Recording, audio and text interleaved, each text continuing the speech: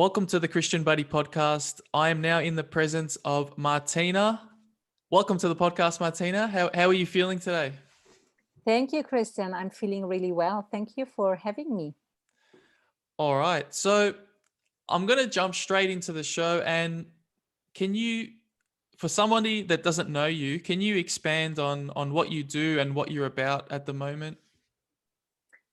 Well, I'm the co-founder of School Beyond Limitations. So I'm a professional who has been working in education for all her life and who knew as a child at the age of 5 that she would be ending up working initially as a teacher and then starting, to work, to lead schools and to become a head mistress or principal, and then at the end of the day would create her own school. And this is what I have done together with my partner. We have a business partner, we have created a school that is called School Beyond Limitations, and it's an online school context, a holistic online school context. So we are personalizing our program extremely with regards to the education of each single child, and it's based also on entrepreneurship. It's based on experiential learning. It's based, so to say, on the whole human being. Okay. And we do not have, for instance, a categorization with regards to age levels, because we put students together. We have secondary school as well as primary school. As I said before, it's taking place online, but not only online. We also meet physically a number of times throughout the school year in order for the students to come together, to meet in person with their teacher mentors, whom we call learning and development facilitators. And with the intention also to take them on a journey of self-discovery and of whatever is possible in life for them. That's a very interesting idea. So I just want to make sure I'm understanding what you're saying. So it's an online school, and does it operate like a normal primary or secondary school, or how does it work? It's a little bit, it's not operating like, it's not completely the same. It's very unconventional. Yeah. Of course, we take our, we also integrate syllabi, we prepare our students towards, the British examinations at the end of their cycle, if they want to pursue them further at the end of the day, also university education. But our mission is to extrapolate the essence of each student by taking the student by their hands in order for them to reach their personal goal. If their personal goal is to enter university, then this is our intention. If their personal goal is to create their own company, their own enterprise, then we will help them with that. We just open the space for possibilities, because we think that, academics are important, and we integrate academics. It's very, very important. But first and foremost, it's important that a human being actually reconnects with themselves and understands, where their unique potential is, so that they bring their let's say their mission into reality. And this is what we are doing. We have, for instance, students at the age of 15 who have already written 2-3 books, and they are already marketing, and publishing their books. We have students who at the age of 14 already start to trade and already generate the money for the school, by themselves. We have students who started their own little enterprise with regards to breeding bunnies, and they have their own YouTube channel on that, and teach other people about how to do that, and also generate money with that. So we integrate all the aspects of life. So if you want to say, it's a kind of coaching as well, right? Many people start being coached as adult person, and we already integrate the notion and of coaching into our system, so that Yeah. students just um, see what is possible, instead of I can't do that because that costs too much, or I don't have the possibility. This is we get into an attitude of growth mindset, right? And we just make things happen because we believe everything is possible. Mm, Everything is possible if I look at, depending on which perspective I'm taking. you know yeah. so this is what we are doing. I think it's a fantastic idea what you're doing. However, the only hesitation that I have in the whole idea is social development. How have you addressed social development? Because I know as a child, myself being around young children and playing in the schoolyard and socializing is such an important part in our development. Mhm.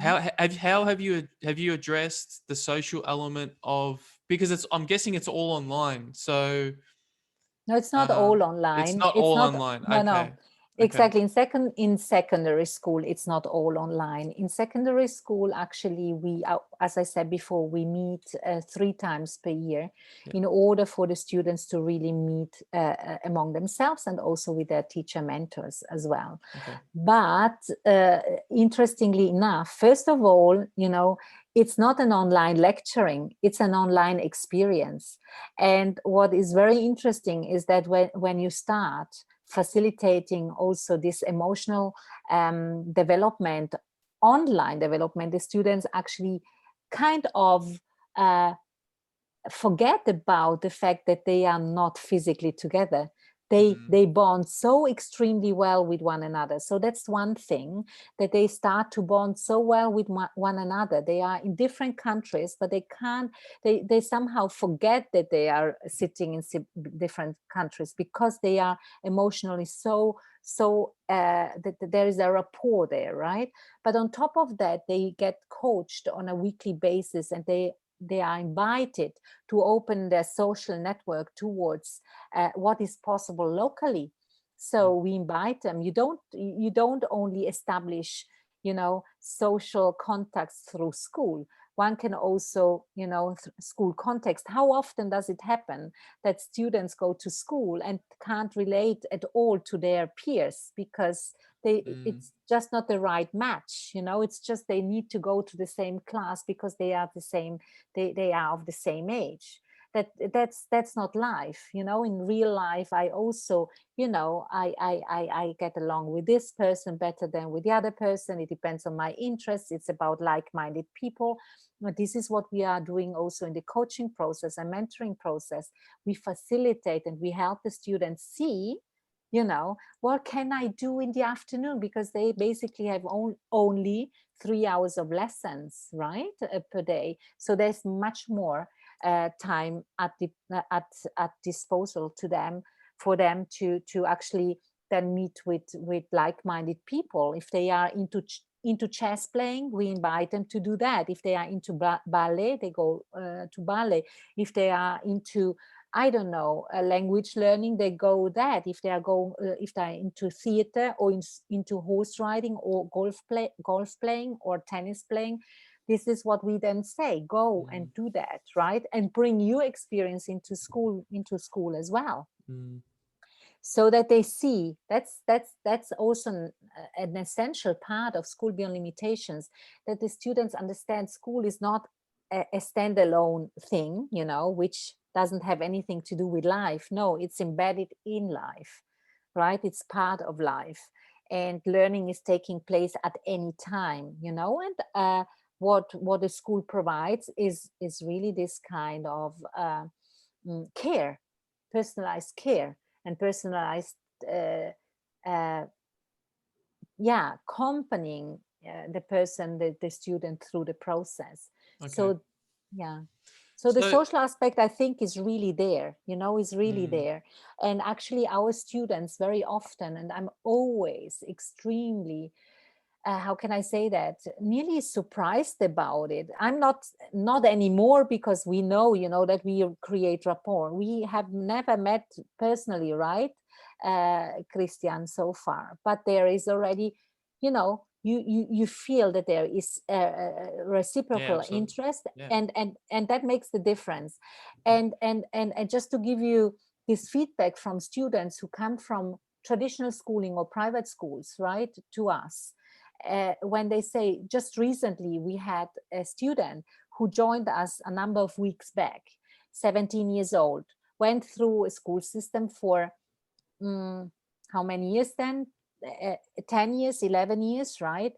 And this person tells us, after 8 weeks or 9 weeks with us, right, I feel much more rapport with my peers now, and the peers of this person range from the age of 10 to 17, right? So also with regards to that, we have a mixed age group. Yeah. Yeah. Much more rapport here than I have ever experienced in the 10 years before, you know. Mm, So this is what I can really share wholeheartedly. It's not, it's something which we can now prove on the mm. basis of what is happening in this school context. Yeah. Wow, that's fantastic. So, can you run me through? So, let's say I'm a student that wants to write a book. I'm 14 years old, and what does the average day look like for a student that wants to write a book, that's passionate, and yeah, do you want to run me? How does that work for a student like that? Thank you for this example, actually, because it helps to understand, how this works.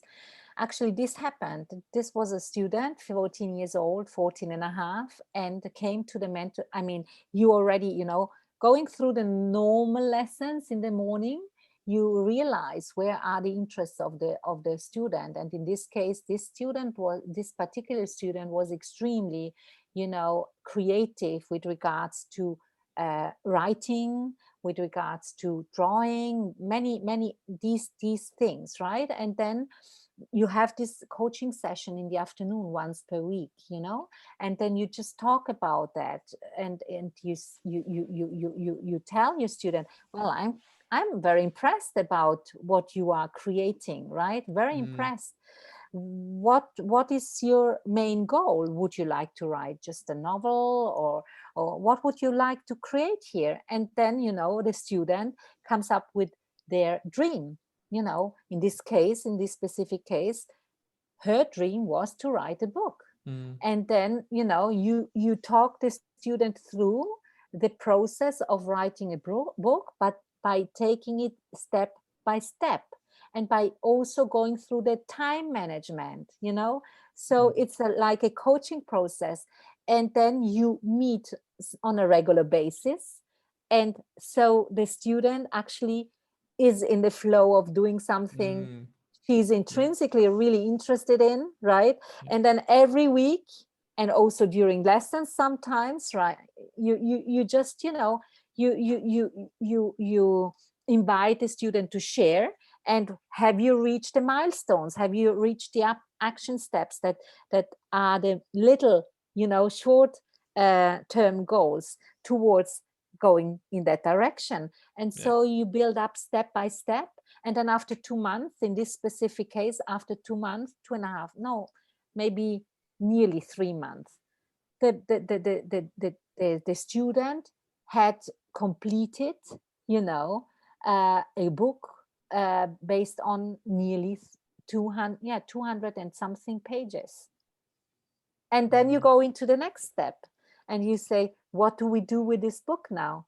Shall we just leave it there for the sake of having written it? Or what would you like to do with this book? Would you like other people to read about it? And then if there is the interest for other people to read this, then you take the student again by her hands, and you go through, how can we market it? How can we publish it?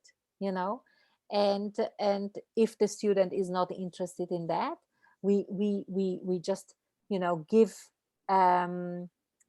potential solutions. Would you like to give it to a person who takes care of the marketing, you know, or would you rather do it by yourself?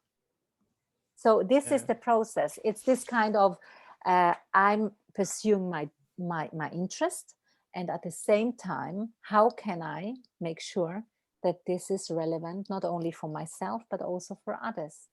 And can you imagine what kind of power there lies behind that if you see your creation?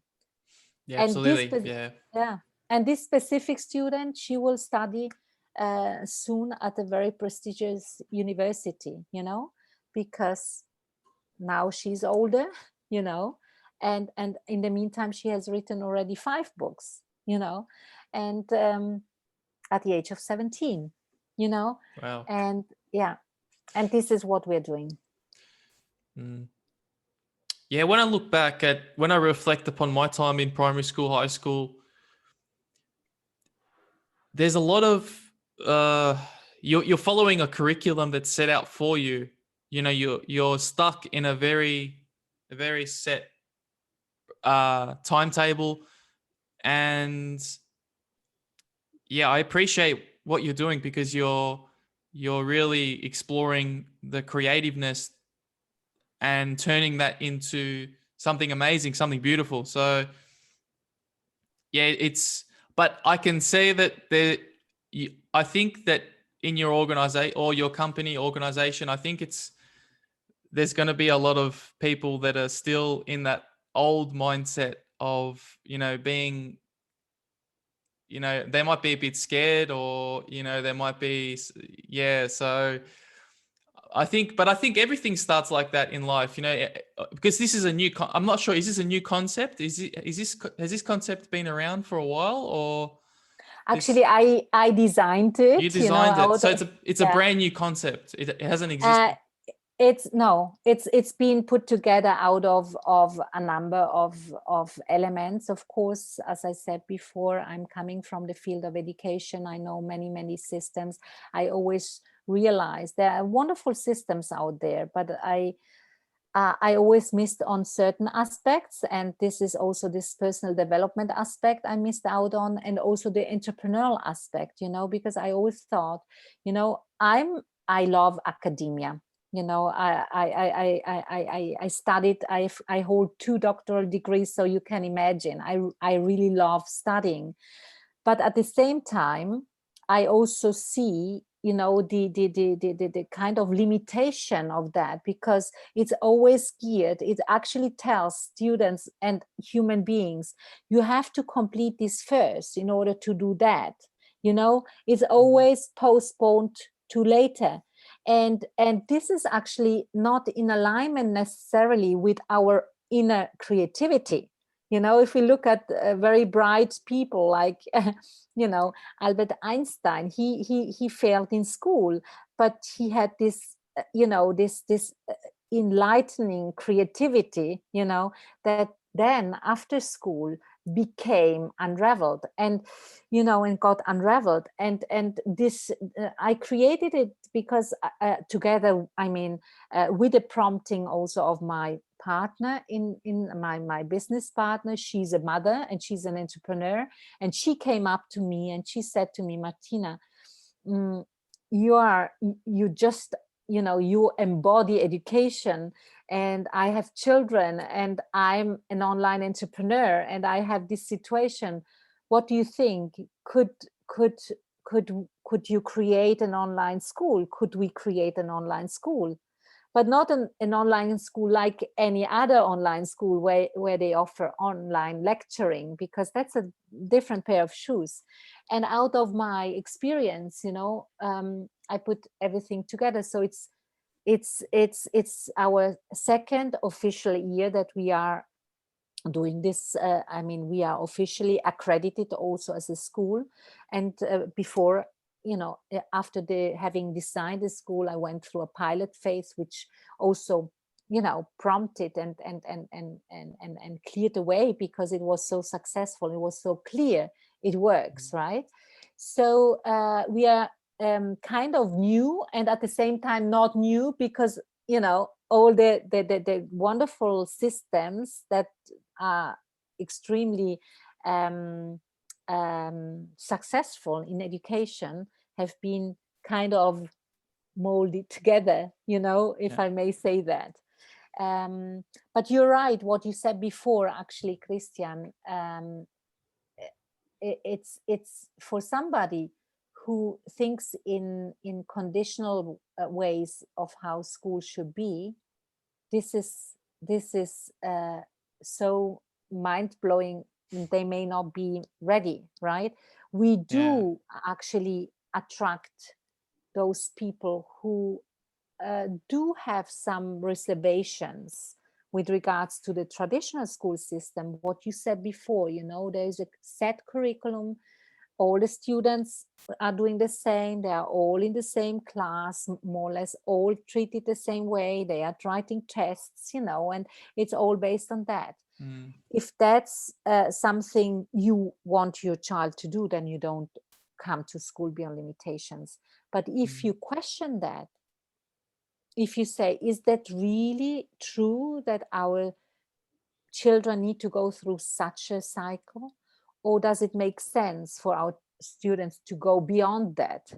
Because we have also students, they are beyond their own teachers in certain areas, right? They are so extremely advanced in certain areas, in mathematics or in physics, but the teacher of our teachers are not afraid of that, because it's about then finding a way, how can we facilitate that? It's not, I need to know it all. Of course, I need to have a clear understanding, of what I'm doing. And I need to, if I'm them more, because our students, they have, so to say, two mentors, right? They have a humanities and language expert as a mentor, and they have a natural sciences and mathematician as a mentor as well, so that they get the different perspectives. And so they know what they are, they are completely aware what's relevant for also in academic terms. But we also have often, as I said before, students who are far beyond. And then we facilitate to go far beyond, right? That's it. So we take them by their hands so that they really see what they bring to the table. And they also become then teachers for their peers, if that it's so powerful, Kristian, to see students, one student is so extremely eloquent in history, knows it all, how he would, sorry, that's all right, go ahead, that's fine. How he would then pass his knowledge on to his peers and teachers, and how that stays with the others, because it's coming from a student. And he's talking about it in such a fascinating way that maybe a student who has never thought about history being interesting just opens up and says, wow, I didn't expect the Ottoman empires to be so interesting. I want to research on that as well. Yeah. So. Wow. And I want to change the conversation into a different direction. So I can see that you've got you're an advocate for education. I can clearly see that with the books in the background. So can you? I'm fascinated about your history, and I'm just curious about your history. And you said you worked in the education system, so you could see that. I'm guessing that you could see that there were flaws or there were weaknesses in that system. So this is how you've implemented this new system. Yes. Um, yeah, I'm just curious about your passion for education, and because yeah, which area of education were you in previously? Well, I'm a linguist, so to say, and I also studied philosophy. Okay. So I'm bringing the linguistic aspect and philosophy into place. Yeah. Well, as I said, as a 5 years old person, I knew it would go in that direction. So for me, I was always Wow. very curious, right? Curiosity was always part of me, of my being. But Yeah. I realized that's not only me. I'm not Yeah. different from any other human being. It's part of each human being. Being curious, that's Yeah. an innate drive. Yeah, because if you look at children when they are small, then we may just observe what they do. If they are allowed to, develop in a natural way, if they're allowed to discover their environment. And that always fascinated me, and I always kept this sense for wonder, and I always so that's I always studied. I always continued to study, Okay. not only on the basis of intellectual study, of course, and but also on the basis of personal development. I'm dedicating this kind of formula, so to say. 20 20 20. Do you know the formula of 20 20 20? No. um What is it? uh, that's I can't now recall the name of the inventor. He's a Canadian, a leadership author and leadership coach as well. Robin something. Now I just can't recall it at the moment.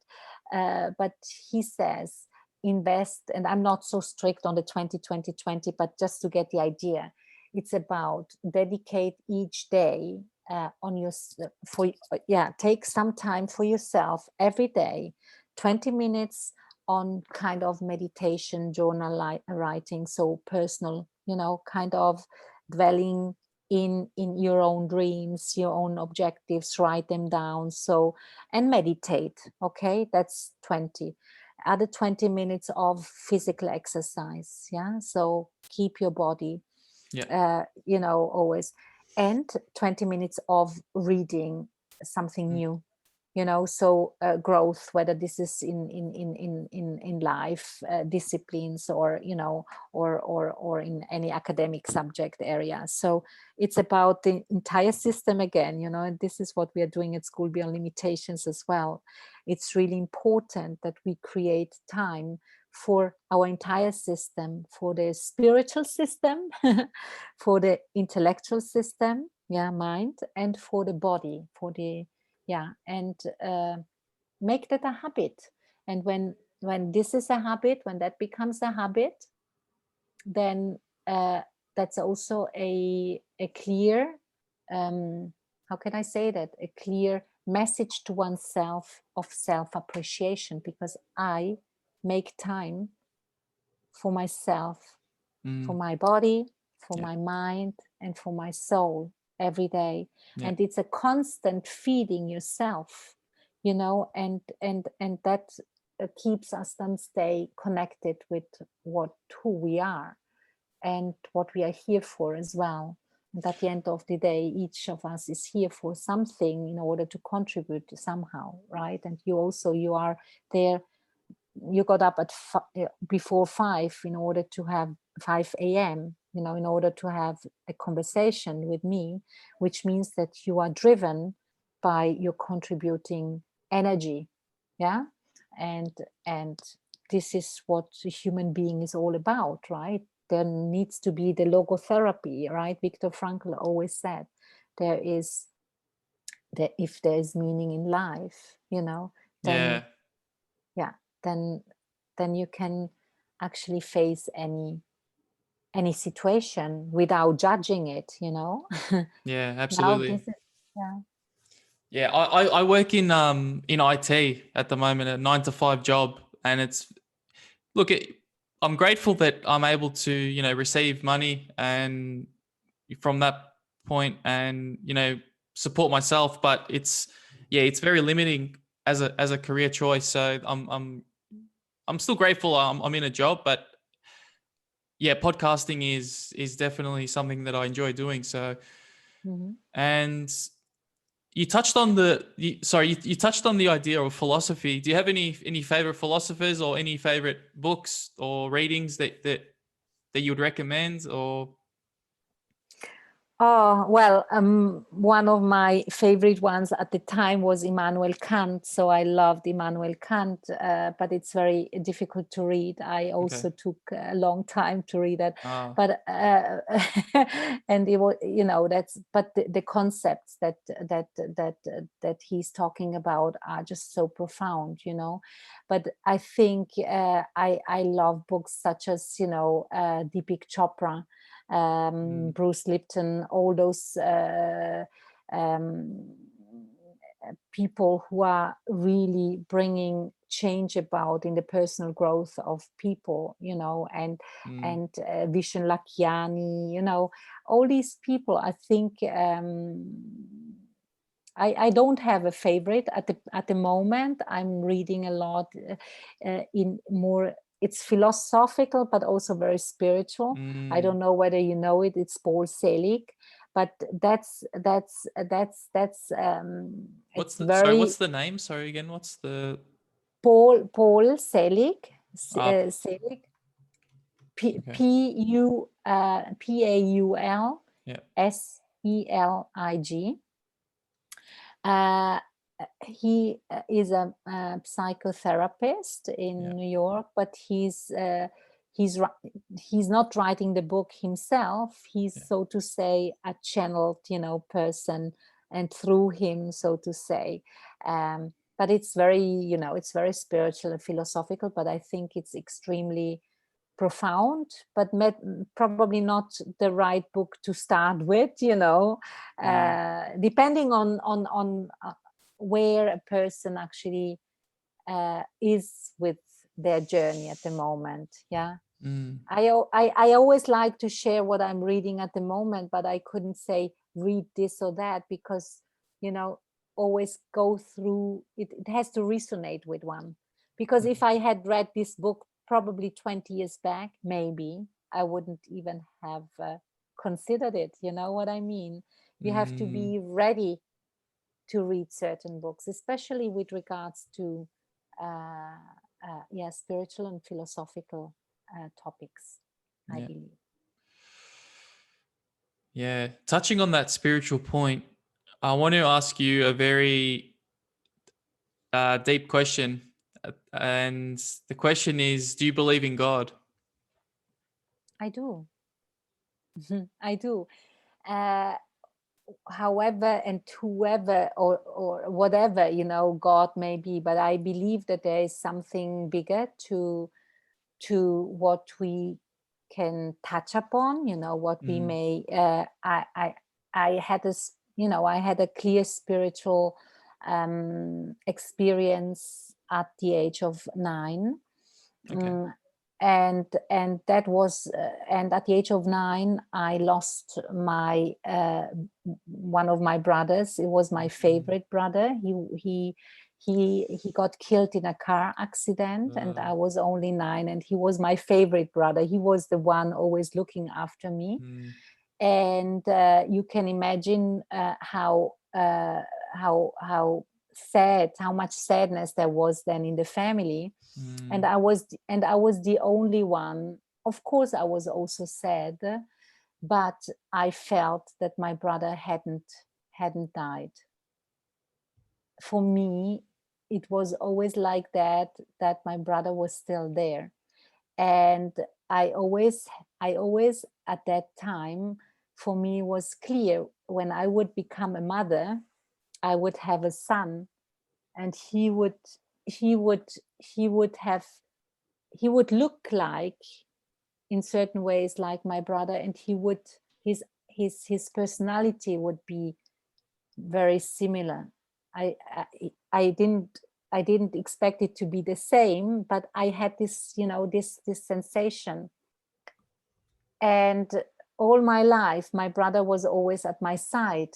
And anytime I reached out to him, I felt him. And sometimes I was going through experiences, and I asked him, and it was clear to me what the answer was.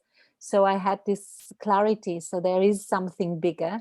And then I became a mother, and I got a son, and he looks like my brother, very similar, and he has got a number of personality traits that are so alike my brother. He's not my brother, of course, but they are like my brother.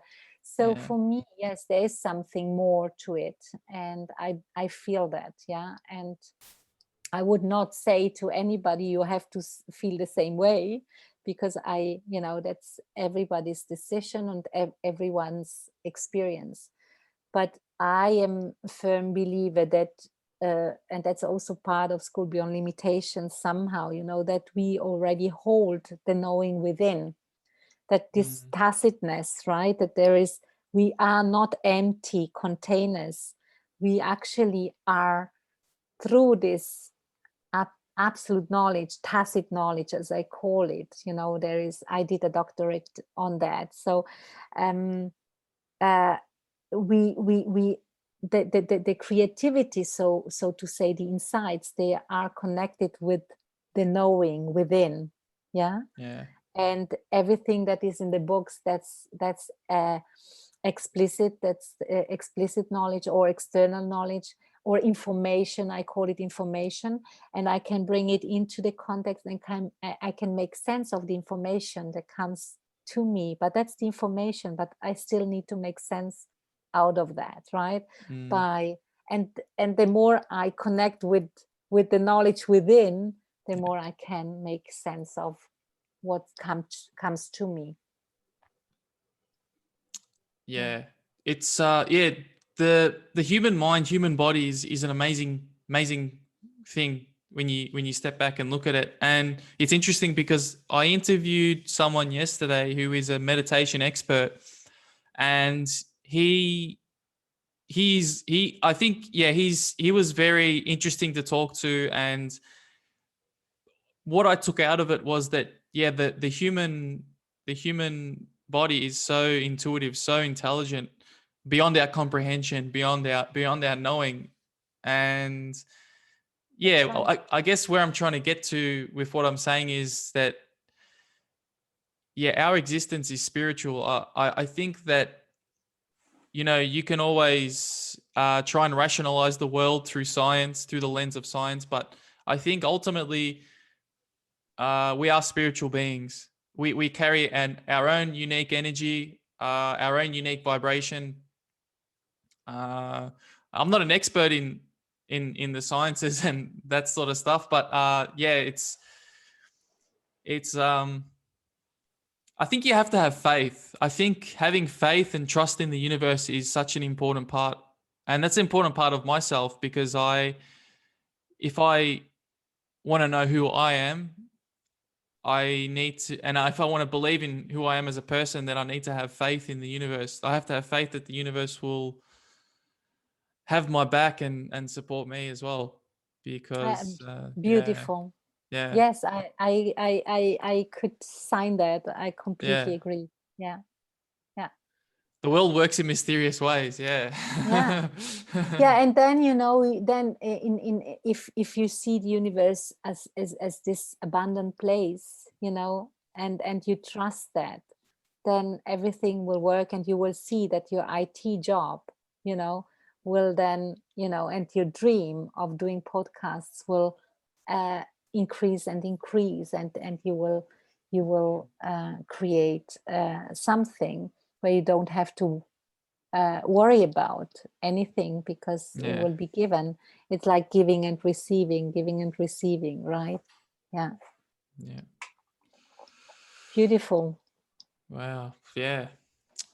All right, Martina. Well, I might end the conversation there. It's been lovely to speak with you. And how can people connect with you if they're more interested to learn about your schooling? How can they do so? Well, School Beyond Limitations, we have our website, of course, Yeah. school-beyond-limitations.com. And then we are also present on all social media channels such as Facebook, Twitter, Instagram, LinkedIn. What else? Yeah, on YouTube, of course, as well. We have our YouTube channel, and yeah, there under School Beyond Limitations, people find us, and also me, of course, if they wanted to find me as well. Yeah. So it's school-limitation.com, is it? It's school-beyond-limitations.com. It's here. It's this one. Oh, yeah. Yeah, Thank you. you're welcome.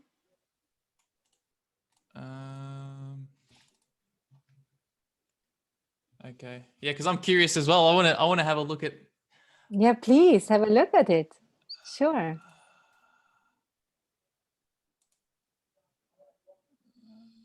Okay. Wow.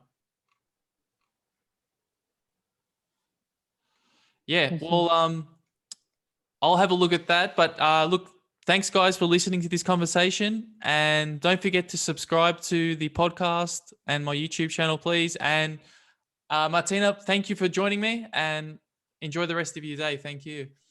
Thank you, Kristian, for the interview. Thank you so much, and for the opportunity. Bye. Thank you.